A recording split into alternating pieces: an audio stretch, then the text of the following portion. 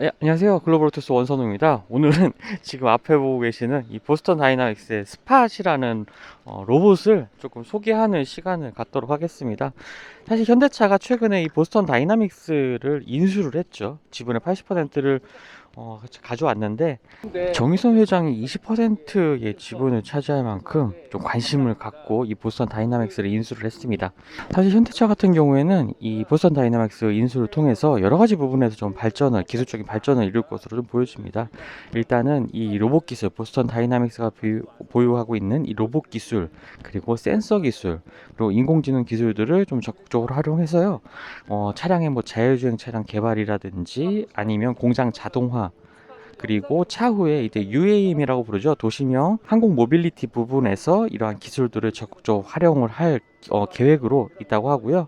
일단 보스턴 다이나믹스라는 회사 자체가 굉장히 좀 핫한 회사죠. 1990년대부터 이제 미국의 펜타곤과 손을 잡고서 좀 군수산업 쪽에 기술 연구 개발을 위한 회사로 좀 성장을 해 나왔었습니다. 최초의 모델 같은 경우는 빅독이라는 모델이었는데요. 사실 이 빅독 같은 경우에는 너무 시끄러워서 미국 펜타곤에서도 조금 실패한 사례로 꼽히는 로봇 모델이기도 합니다. 자, 이 스팟 같은 경우에는요, 일반 판매도 시작을 하고 있습니다. 한 대당 가격이 74,500달러, 한화로 9천만 원에 달하는 정말 고가의 로봇이거든요.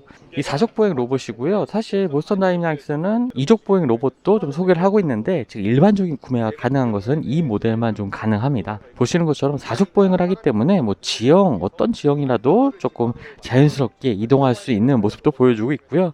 실제로 움직이는 모습 같은 거 보면은 불편한 골짜기라고 하죠. 너무나 생명체와 같이 움직이기 때문에 좀 불편한 기분이 드는 그러한 느낌마저 드는 상당히 좀 움직임이 유연한 이런 로봇이라고 볼 수가 있겠습니다. 사실 현대차가 보스턴 다이나믹스를 인수를 해서 이제 뭐 로봇을 판매하겠다 그런 건 아니죠. 앞서 말씀드렸던 여러 가지 산업 분야에서 좀 더 나은 기술력을 확보하기 위한 모습으로 보여지고요.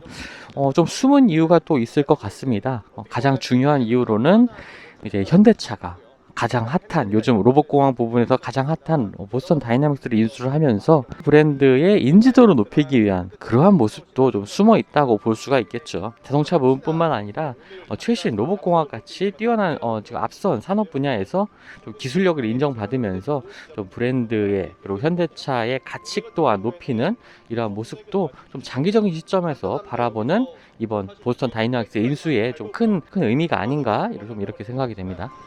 움직임 자체가 굉장히 이제 생명체 같이 네 발로 움직이는 사족 보행을 하고 있기 때문에 움직임 자체가 굉장히 좀 자연스럽죠. 그리고 주위의 장애물을 인식해서 피하는 모습이라든지 이 전후 좌우 움직임이 굉장히 좀 자연스럽다는 점, 이런 점들이 보스턴 다이나믹스가 선보인 스팟의 주요 특징이라고 볼 수가 있겠습니다. 지금 움직이는 모습만 봐도 지금 뭐 전기 모터가 뭐 작동되는, 서로 관절이 움직이는 이러한 소리 정도만 날 뿐이지 굉장히 조용하게 움직이는 모습도 특징이라고 볼 수가 있겠네요. 그리고 이제 스팟의 앞부분을 보시면 이러한 카메라가 이제 얼굴 부분에 있는 것을 볼 수가 있습니다. 이것을 통해서 전방 사물을 파악을 할 수가 있고요. 또 이 몸체 측면부에 보면은 또 카메라, 그리고 후면부에도 카메라가 다 있습니다. 그리고 몸체 곳곳에 이제 센서가 마련되어 있어서 이런 것들을 통해서 로봇의 주위를 살펴보는 거죠. 지금도 두 발을 이제 번갈아서 이제 움직이는, 그리고 이러면서도 균형을 잡는 모습이 굉장히 좀 인상적입니다. 한 발로도 이렇게 서서 움직이는 방향 전환도 가능합니다. 물론 이제 보스턴 다이나믹스를 인수한 현대차가 얼마만큼 그 시너지를 일으킬지는 아직 좀 미지수인 부분이 있는 거죠. 사실 과거에 이 일본 혼다에서도 이 아시모라고 부르는 로봇 사업에 굉장히 좀 역량을 투입을 했었고 실제로 많은 홍보 효과를 거두기도 했습니다. 하지만 지금은 이 로봇 산업이 많이 좀 축소됐죠. 일본 혼다 같은 경우에 로봇 산업을 거의 뭐 철수하다시피 하고 자체적으로 이제 물류를 위한 공장 자동화를 위한 로봇 쪽에만 좀 전념하고 있는 상황인데요. 그래서 이러한 사례들을 볼 때 현대차가 또 어떤 좀 성과를 낼 수가 있을지 이런 점도 좀 관심 있게 지켜봐야겠습니다. 사실 로봇공학 같은 경우에 지금의 경쟁사들이 굉장히 많거든요. 오랫동안 이 로봇공학 기술을 가까운 이러한 기업들이 많고 또 산업에 로봇 공학 산업 쪽에 성과를 보이고 있는 기업들이 많기 때문에, 물론 자동차 분야에서는 현대차가 좀 어느 정도 앞서는 부분이 있겠지만 이 부분들을 활용해서 여러 가지 부분에서 좀 넘어야 할 경쟁사들이 많다는 부분, 이런 점들도 미래를 그렇게 밝게만은 볼 수 없는 이러한 점들이라고 볼 수가 있겠습니다. 고양 모터스튜디오에서 지금 스팟 만나봤고요. 앞으로 좀 현대차의 행보, 보스턴 다이나믹스를 통한 현대차 행보가 궁금해지는 그러한 모습을 보고 있습니다.